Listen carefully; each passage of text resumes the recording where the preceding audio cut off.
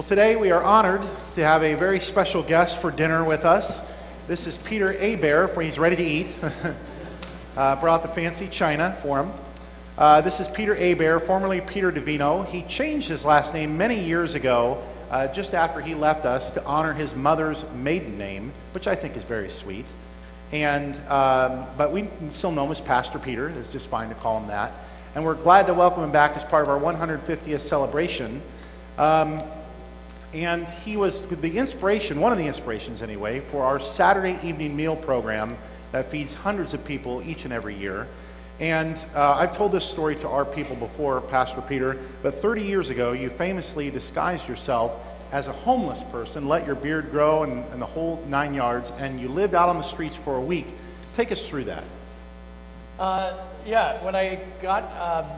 When I got the call here, I had never really done a lot of work with social ministries, and I really wanted to see what it was that people in the community were doing, what it was like to be homeless and a needy person in Cedar Rapids, and also how the different agencies that serve those people that I was going to have to refer people to treated the people who came to them. I went and got grub clothes from the secondhand store. Beard grew out. Went downtown and basically saw some of you, and you didn't know it, which was amazing. You ran into some church members. I ran into some church members right around Armstrong's, and then had the experience of what it meant to become an invisible person in our own community. The people who we walk past and avert our eyes from, and the people who become less and less. Right. Now, many of us remember Armstrongs that were around at that time. You had a pivotal experience with that store. Can you tell us about that? Yeah, I had gone into Armstrong's the week prior, and people treated me like they would anyone. May I help you? Remember, it was sort of, I remember Armstrong's as sort of upper class department store in this in the farm community, right? It was really great. And then next week when I walked in as the homeless person, I became persona non grata. Nobody asked me if I needed any help. They followed me around as if I was going to steal something, although I gave them no indication that that was going to be the case.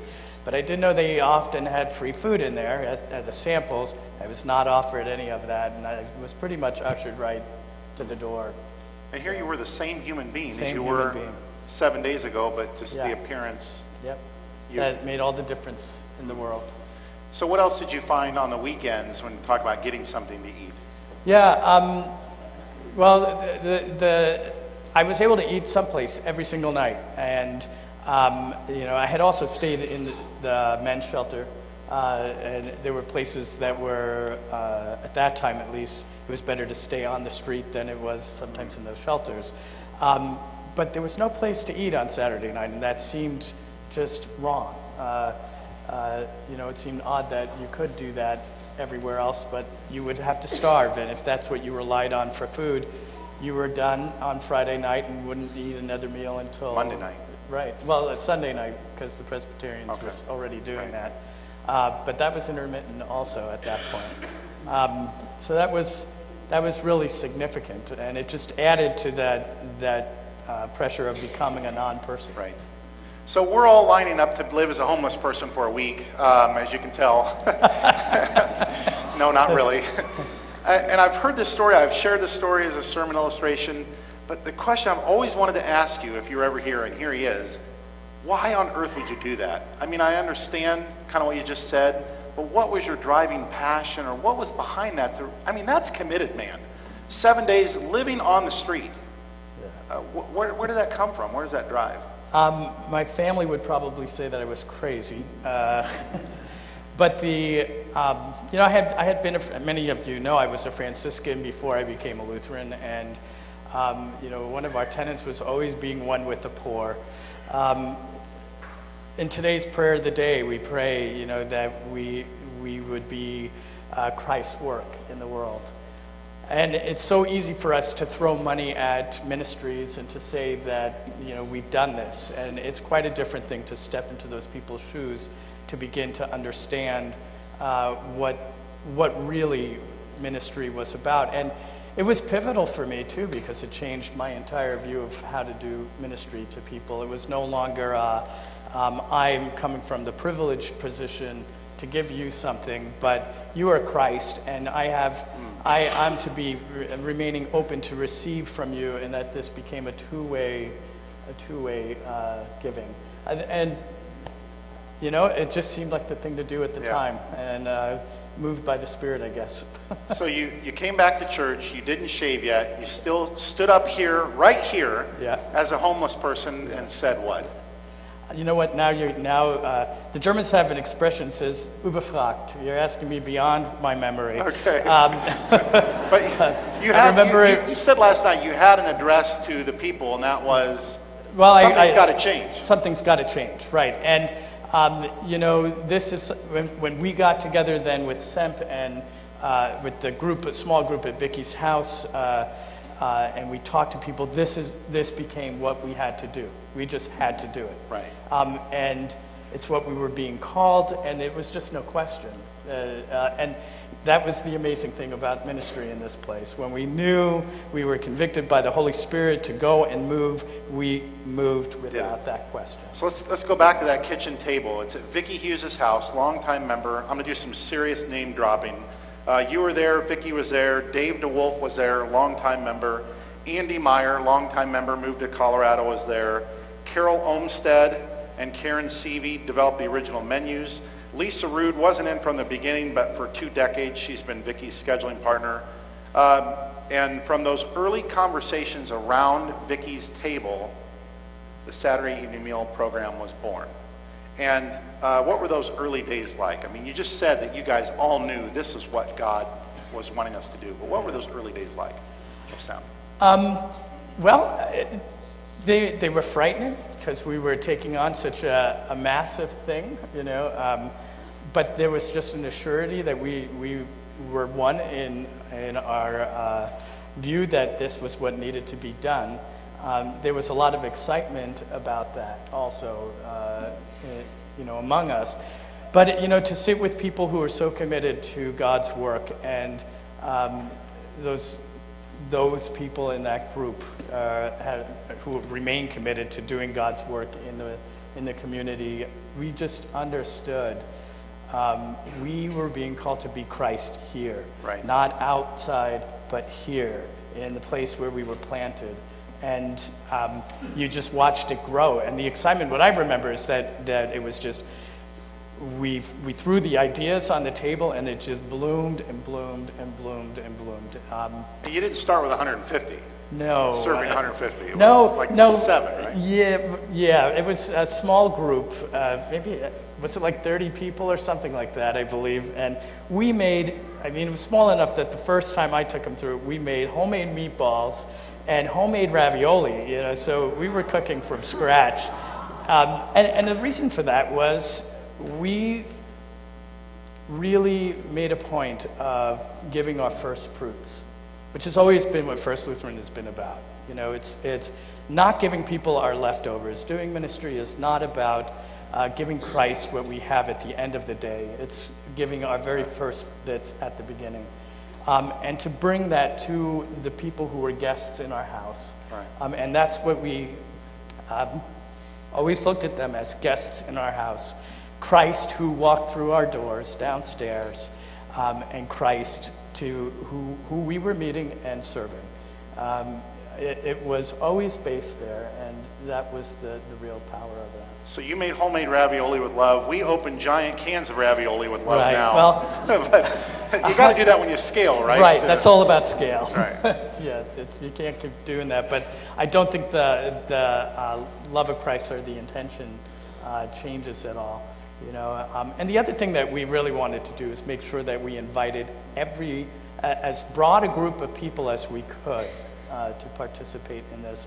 And so it wasn't just us setting the menus. We let the teams cook. I think the instruction, if I remember right, was cook what you would cook for the guests who would come to your house. If you were having company for dinner, just you make that meal. And right. Every team had their own their own thing, signature dish that they came up with.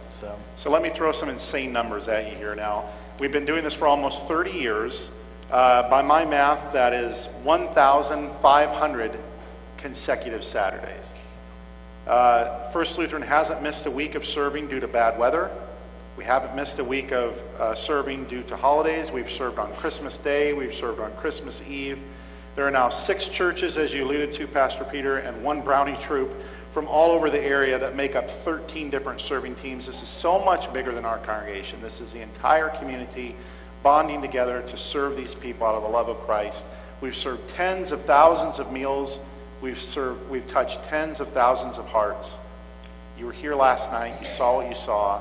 What was going through your mind when you consider all of that and your heart? It's incredibly humbling, to consider that perhaps the most important thing you've done in your life was at the very beginning of your career, and has become informative of everything. But what I'd like to do is to just ask if you have ever worked in the kitchen or serving or cleanup for SEMP, if you could just stand up. Wow. That is an amazing ministry, because it's not about me.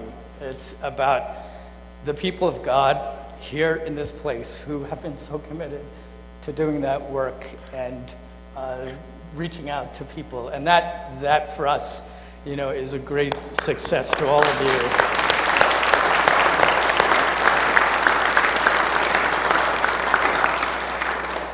Well, First Lutheran, as we said, is celebrating 150 years as a congregation. I know you and I and Pastor Steve and Pastor Leroy have been blessed and humbled, as you said, to be a part of our long history here. We look at this wood carving here beside you, famously on the altar. That is done by Henry Geiger, who is Sue Olmsted's father, or Tom Olmsted's grandpa. And it depicts, I know you've all looked at it closely when you commune, it depicts Jesus feeding people at the Last Supper. And when you think about, Pastor Peter, this carving that we all stare at when we commune of Christ feeding people, when you think about feeding people through the Saturday meal program for almost 30 years, here we are in a downtown location. When you think about the mission today, Christ bringing peace and calling us to bring peace to others, why do you think that's so ingrained in our DNA here at First Lutheran? So to metaphysically and to physically feed people.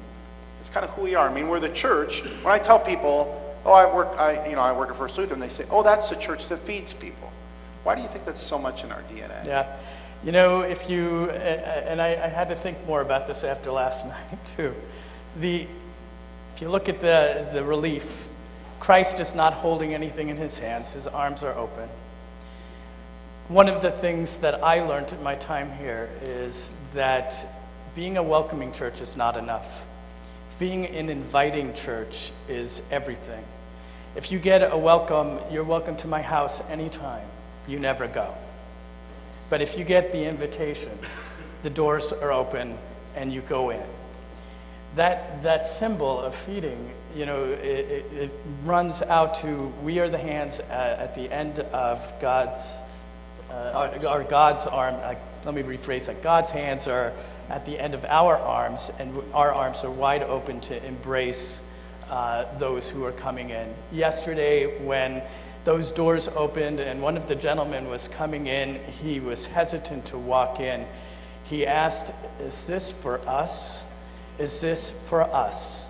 The very best is given for the very poor and the very needy, because it is for Christ. Christ's invitation to us is just lived out as an invitation to others. And I think that this lesson that I learned in my 2 years, it was almost 2.5 years here before going on to school again.